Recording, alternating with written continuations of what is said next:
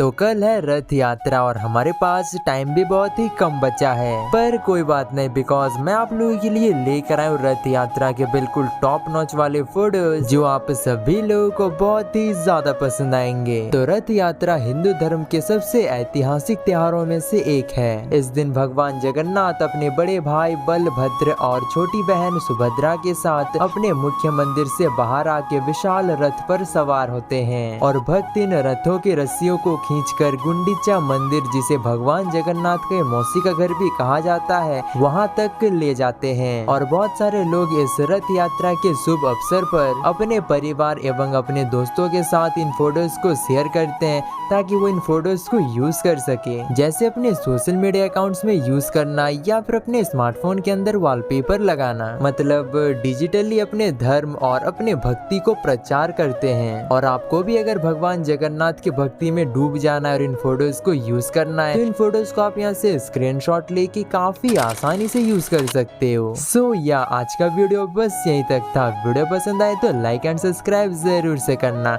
Okay bye.